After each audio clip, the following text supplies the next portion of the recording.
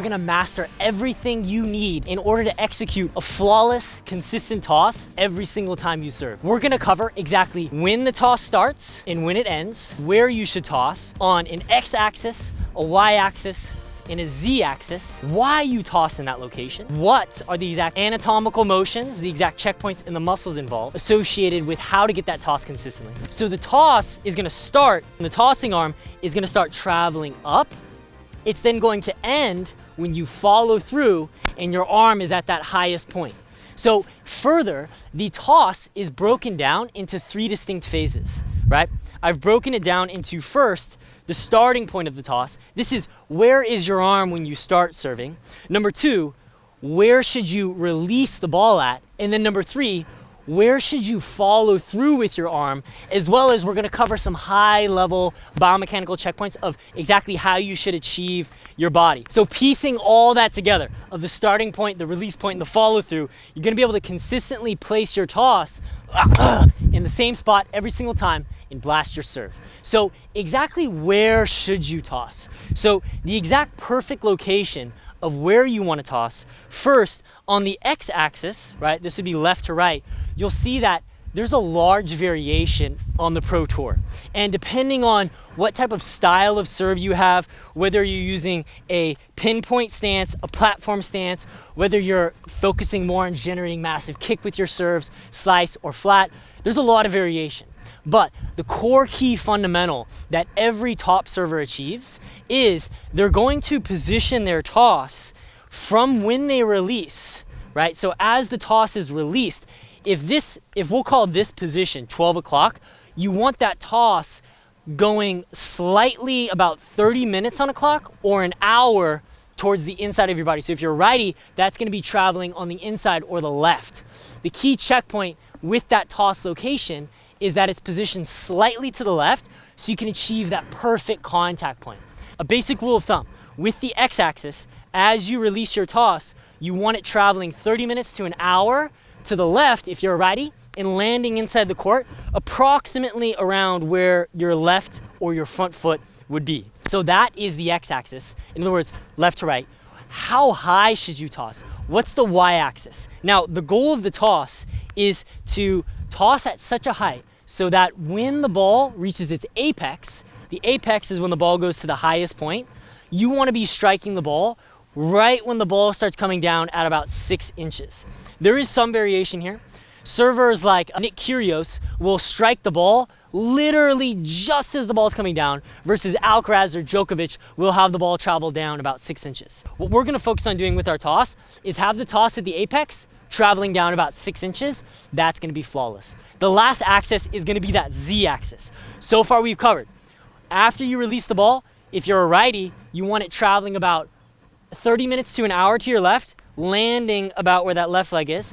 You want to have it high enough just so at the apex coming down, you're going to be able to make that perfect contact.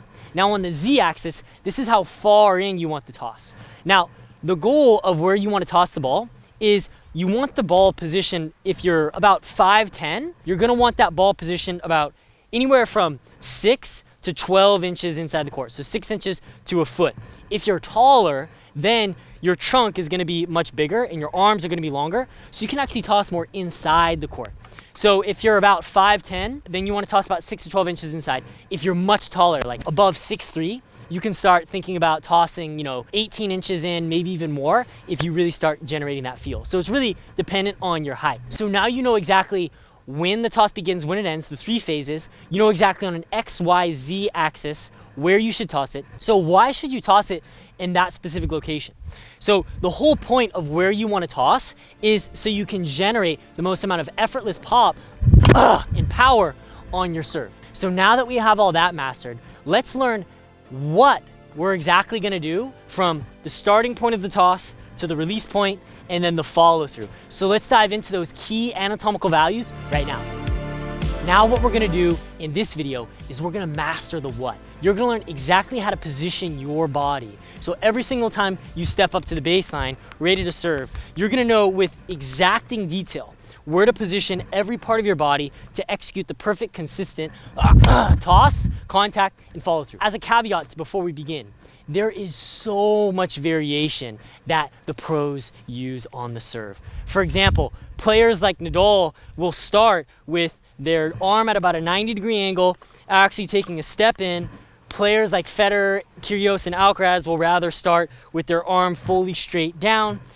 Some players will have their trunk rotated this way. Other players will be at about a 90-degree angle. Some hold it here, some hold it here. So there's so much variation and complexity. I've assimilated all that different complexity and created core key fundamentals for you to apply. That's going to give you a world-class foundation to allow you to achieve the exact optimal biomechanical values, basically giving you that effortless serve every single time. These core key fundamentals that you're going to master is going to look something like this, where your toss is going to start in a position like this, very fluidly travel up, and you're going to be able to get that easy serve every single time. So we've taken a lot of complexity, made it very simple. So let's go ahead and dive right into the starting point. Here's the key values. We're going to go from the ground up. Step number 1 with the feet. We're going to go fast here. Left leg is going to be pointed towards the net post, just like that. The right leg is going to be parallel to the baseline, and your right or your back toe is going to be in line with your front heel, just like that, or a little bit back, just depending on what's more comfortable for you. From that position, they're going to be spaced out about anywhere from 6 inches to about a foot, comfortably just like that. You're going to focus on creating your front toe to be off the ground. Now, this is what Novak Djokovic does on his serve versus so many other players just keep the foot on the ground. What I found, and is going to really accelerate your development, is by having your toe off the ground, it's going to really develop an intuition of getting you to get that beautiful forward weight transfer and that trunk tilt, just like that. So that's what we're going to start with. Now let's talk about the hip rotation and the trunk rotation. What we're going to focus on is getting your shoulders to be perpendicular to the net. So you're basically going to be rotated at about a 90-degree angle, just like that. With our left arm, we're going to grip the ball in our fingertips, just like that. So it should be a really nice, comfortable ability to hold. You kind of just want to gracefully cup the ball. From there, you want to have your arm in a flexed position of approximately 45 degrees, just like that, in a horizontally abducted position of about 10 degrees.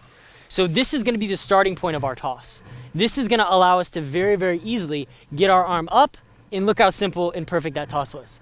So starting from 45 degrees, 20 degrees in, fluid toss in. I mean, it's just so easy. Let's cover the positioning of the racket. So there's a lot of variation here. Djokovic has the ball positioned on his strings about here, versus Alcaraz and Federer have the ball more in the choke of the racket. Focus on just putting the ball in the bottom portion of your string right there. So what that's going to allow you to do is get your tossing arm in your hand in that perfect position. The last checkpoint is you want to have your trunk leaning forward at about a 10-degree angle. From here, you're going to be able to really fluidly achieve the perfect toss and wind-up position. And I mean, just look how easy and fluid this motion is. You're going to go here, and just set up like that. All right, so you've got your exact starting point mastered. You know the exact anatomical motions, all the exact degrees of exactly how you should prep.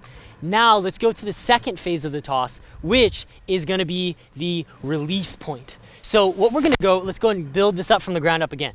What we're going to focus on is as we initiate our toss, it's a really common mistake that a lot of players kind of just toss with just their arm, versus what the pros do is they execute a fluid whole body toss, just like that. Where as you're tossing, you're actually fluidly engaging your entire body. And that allows you to get a lot of fluidity and forward force going into your serve. Starting in these key checkpoints we just mastered, you're gonna focus on getting your left leg to be positioned completely flat.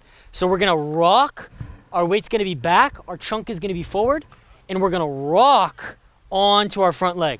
And as we're doing that rocking motion, you'll see that I'm kind of throwing my hips forward. So as my leg goes down, my hips are gonna go forward. And I'm gonna go from trunk flexion to 10-degree trunk extension. So again, my left leg is totally straight, my toes are off the ground. I'm gonna go from trunk flexion to then, as I'm raising my arm up, trunk extension. So that's going to be the key value that we're going to focus on. So from this position, that's what the legs are going to do to get to that release point. What the trunk and the hips are going to do is as you're executing that fluid motion, you want to focus on, again, getting those hips to be positioned forward. So your chest should be about 10 degrees back.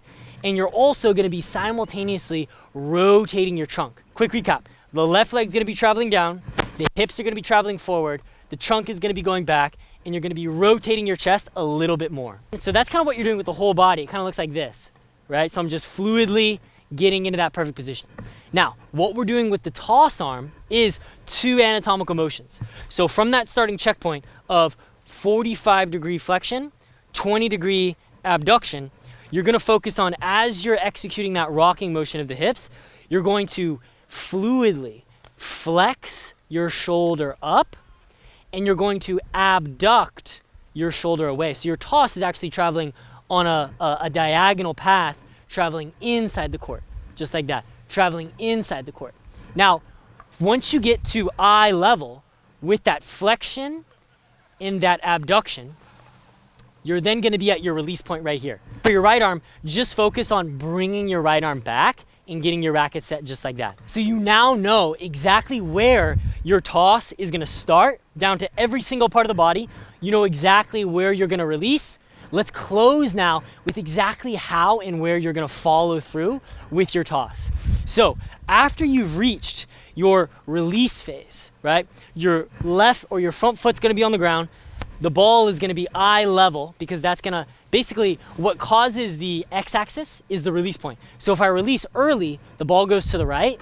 If I release a little bit later, that's what causes that ball to travel to the left, is releasing at eye level. Once we release, we're going to continuously get our arm to travel back. Our left arm is gonna travel up, our right arm is gonna travel back, and we're gonna achieve these key checkpoints, where we're gonna be on the balls of our feet, our heels are gonna be off the ground, our trunk is gonna be tilted back about 20 degrees, just like that. And a really common mistake a lot of players do is they try to stabilize their spine. Really important here is you wanna make sure that your hips are up. So as you can see here, if we get into the perfect wind-up position, you should be able to draw a straight line from your shoulders to your hips, and then create a 90-degree angle bend of your knees. Another question a lot of people have is, how much should you bend? The best players in the world will bend typically at about a 90-degree angle. Now, we can assume that they're a lot stronger than we are. So the key value for you is anywhere from 90 to 110 degrees. 110 degrees being a little bit less of a bend. And you can hit a great serve just doing a very easy fluid bend and just focusing on getting that kinetic chain dialed in. So that's exactly how you're gonna end up with your left arm and your right arm and your legs and your hips. The last piece to focus on is, as you finish your toss, you wanna have your trunk rotated back about 20 degrees. So here would be perpendicular to the net. You want that chest facing roughly about that side fence. We've covered so much in this video. Every single time you step up to the baseline, you're gonna know exactly where and how to position your body on full autopilot to get that perfectly placed toss, and as a consequence, that effortless serve every single time. Think big, have that ambition, believe in yourself, really get excited. Focus on what it's gonna feel like and be like when you can get that perfect, consistent toss. Let's go.